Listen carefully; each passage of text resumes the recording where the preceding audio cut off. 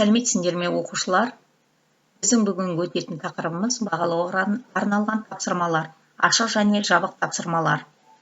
Пайдаланған әдебиеттер әдістемелік нұсқауға 2019-20 оқу жылына арналған және бағалауға арналған тапсырмаларды әзірлеу, сұрыптау, мұғалімге арналған нұсқаулық, интернет ресурстары. Бағалауға арналған тапсырмаларды қандай түрде жасауға болады? Онда басты қандай мақсат ескерген жөн? Табысты нәтижелі тапсырмаларды қалай дайындаймыз? Ол үшін оқу мақсаттарын дәл тұжырымдап, үнемі есте ұстау өте маңызды. Оқу мақсаттарының негізінде тиімді және мәнді практикалық тапсырма әзірленеді. Тапсырма жабық түрдегі немесе ашық түрдегі тапсырма болуы мүмкін. Тапсырманың әрбір түрі нақты оқу мақсатына жету үшін қажетті және өзекті болып саналады. Тапсырма дайындауда қандай білімді ескереміз? Бірінші фактологиялық білімді ескереміз. Оқушыға таныс болуы немесе оқушы білуі тиіс терминдер, фактілер. Екінші концептуалдық білім. Базалық фактілердің арасындағы өзара байланыс. Үшінші процедуралық білім. Тәжірибелік білім, дәлелдемелер, тәжірибе жұмыстарын жасау, өлшеу. Төртінші метатанымдық білім. Өзін-өзі танудан бастап басқа адамдардың ойлау үрдісін түсіну және хабардар болу. Енді жабық тапсырмалар, қандай тапсырмалар жабық тапсырмалар болады? Жабық тапсырмалар педагогика, психологияда кең тараған. Мұндай тапсырманы құрастыру оңай және олар оқушының түсінуіне де жеңіл. Тапсырманың дидактикалық мазмұны сақталған жағдайда жабық тапсырмалардың ішкі құрылымы әр алуан болуы мүмкін. Бұл бір дидактикалық материал негізінде сандық және сапалық сипаттамаларды әртүрлі бірнеше тапсырманы дайындауға мүмкіндік береді. Бірінші, қабылдауға қатысты тапсырмалар. Бұл тапсырмалардың мақсаты зерделеу материалын түсініп, қабылдау, түсінуді тексеру болып табылады. Себебі әрбір оқушының оқу материалын әртүрлі қабылдайтынына байланысты, оқу үрдісін жоспарлауда оқушылардың осындай жеке ерекшелігін ескеру қажет. Мұндай тапсырмаларды бұған дейін оқылып, зерделенген материалды еске түсіріп, жауабы оқушының материалды түсінгеннен немесе түсінбегенін көрсететін сұрақтар қою. Мұндай тапсырманы тақырыпты өтудің алдында беруге болады. Ол оқушының қабылдауын жеңілдетеді. Екінші, тұжырымның шындық жалған екенін анықтау. Шындық жалған тапсырмасы бұл тұжырым түрінде берілген жабық тапсырма. Оқушылар берілген тұжырымның ақиқат немесе жалған екенін анықтауы қажет. Басқаша айтқанда, әр сұрақтың тек екі мүмкін жауабы болады. Оқушы сол екеуінің біреуін таңдайды. Мұндай тапсырмалар білу мен түсіну дағдысын тексеру үшін қолайлы болып табылады. Оқушылар тапсырманы тез түсініп, тез жауап бере алады. Мұндай тапсырманың көмегімен үлкен мазмұнды қысқа уақыт ішінде қамтуға болады. Тапсырма әзірлеушіге мұндай тапсырмаларды құрастыру оңай және тез болады. Сондай-ақ тексеру мұғалімнің пайымына байланысты болатын тапсырмаларға қарағанда мұндай тапсырма барынша объективті, қойылған бал көбіне сенімді болады. Салыстыру және сәйкестендіру тапсырмасы. Сәйкестендіруге қатысты сұрақтар, оқиға, мерзім, атаулар, оқиға болған жерлерді білу маңызды болып саналады. Бұл жағдайда білімді тексерудің барынша тиімді тәсілі болып табылады. Сәйкестендіру тапсырмалары, шығарма кейіпкерлері, олардың сипаттамалары, оқиғалардың болған орындары қарастырылатын тіл мен әдебиет сабақтарында қолдану үшін ыңғайлы. Сәйкестендіру түріне, мысалы, кейіпкердің аттары мен шығарма атауларын сәйкестендіру, кейіпкердің аттары мен олардың айтқандарын, сөздерін сәйкестендіру, шығармалардың атаулары мен авторларын сәйкестендіру, сөздердің мағынасы мен анықтамалық сөздіктердің түрін сәйкестендіру. Міне, салыстыру мен сәйкестендіру тапсырмаларын осылай құрауға болады. Көп таңдауы бар тапсырмалар. Көп таңдауы бар тапсырма оқушының жауабы ұсынған тізімнің көлемінде шектелген, дәйекті жауап берілген сұрақ түрінде тапсырма. Мұндай тапсырма екі компоненттен тұрады. Тапсырманың мәтіні және жауап нұсқалары. Мұндағы дұрыс жауап тапсырманың кілті. Дұрыс емес жауаптар дистракторлар болады. Яғни, дистрактор дегеніміз ол дұрыс емес жауаптар. Тапсырманың мәтіні бойынша қысқа болуы және сұрақтың мазмұндық көрсетілуі тиіс. Тапсырманың сауатты құрастырылуы өте маңызды. Тапсырма мәтінінің күрделі түрде берілуі тапсырманы түсінуді қиындатады.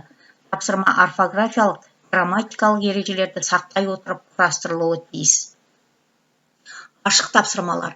Ашық тапсырмалар жоғарғы деңгейдегі танымдық дағдыларды тексеруге, дәлелдер келтіре алуға, жеке көзқарасын білдіруге, сыни ойлауға бағытталған тапсырмалар. Ашық тапсырмалардың жауабы ұзақтығына, көлеміне қарай ерекшеленуі, бір немесе бірнеше сөздерден қысқа жауап және толық дәлелді пайымдауларға, толық жауапқа дейін болуы мүмкін. Қысқа жауапты қажет ететін тапсырмаларда оқушылар бірнеше сөзді, бір сөйлемді, қарапайым сызбаны немесе формуланы қолдана отырып сұрақтарға қысқа нақты жауап беруі мүмкін. Ал толық жауапты қажет ететін тапсырмалар бірнеше кезеңнен тұратын күрделі сөйлемдерді, түсініктемелерді, сызбаларды, дәлелдерді қолдана отырып орындалуы қажет. Толық жауапты қажет ететін тапсырма нұсқаларының бірі эссе болып табылады. Эссенің көмегімен тек жазылым дағдысы тексеріліп қана қоймайды, сондай-ақ берілген сұрақты немесе мәселені әртүрлі көзқараста қарастыру, берілген тапсырмалардың түрлі аспектілерін ашып көрсету, өз көзқарасын дәлел түрінде келтіру, мәселені шешудің жолдарын ұсыну және тағы басқаны қандай деңгейде меңгерді, осыны тексере алады екенбіз. Мысалы, жабық тапсырмаға Мұхтар Шахановтың өлеңдер жинағын белгілеңіз. Бірнеше жауап дұрыс бұл жерде. Сонда екі бала алады. Бірінші жауап мысалы А жауап дұрыс, Бақыт өлеңдер жинағы және Сырдария өлеңдер жинағы бар. Ал қалғандары ол дистракторлар болып есептелінеді екен. Яғни Шолпан, Жаңбыр әні, Аманат дегендеріміз ол өлеңдер жинағы емес екен. Екінші, Төлен Әбдіковтің қонақтар шығармасындағы басты көтерілген мәселе қандай? Бұл бір жауап қана дұрыс.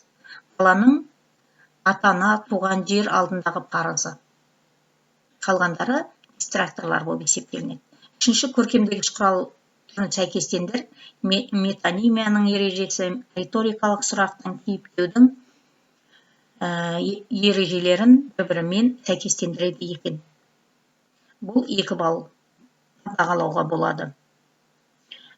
Төртінші, жаным кетті қарайып, қопарылды тірегім деген Темірбек Медетбек тәуелсізбін өлең жолындағы жаным сөзі, метонимия, шындық немесе жалған.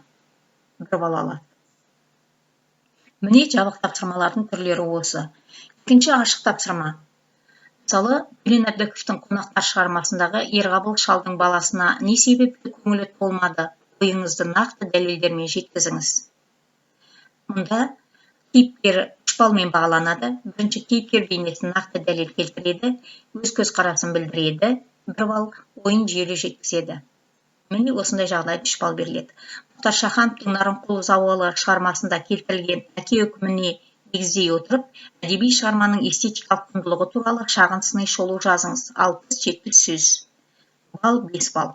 Бірінші, тақырыпты ашады 1 балл, шығарманың эстетикалық құндылығына баға береді 1 балл, өз ойын әдеби тілмен жеткізеді 1 балл, орфографиялық пунктуациялық нормаларды сақтайды 1 балл, эссе құрылымын сақтайды, міне 1 балл берілген. Жиыны 5 балл. Міне бұл ашық тапсырмалардың түрлері болып есептелінеді екен. Кері байланыстың тапсырмасы жабық тапсырма түріне Мұхтар Әуезовтің Көксерек әңгімесі бойынша 4 тапсырма құрастыр. Жаңа жабық тапсырмалардың түрлерін мен көрсетіп кеттім. Мұнда бірнеше жауап дұрыс тест сұрағын құрастыруға болады, бір жауапты дұрыс тест сұрағын құрастыруға болады, сәйкестендіруді құрастыруға болады, немесе жаңағы жалған, шындық және жалғанды құрастыруға болады, немесе жаңағы сөз қалдырып кетіп, қай сөз осы орынға тиісті. Міне осындай тапсырмаларды толықтыру тиісі, яғни ол осыларды құрастыруға болады екен. Міне жабық тапсырмаларды Мұхтар Әуезовтің Көксерек әңгімесі бойынша құрастырып, 4 тапсырманы жібересіңдер. Кері байланыстың тапсырмасын Canvas жүйесіне немесе электронды почтаға WhatsApp желісі арқылы жібереді екенсіңдер балалар.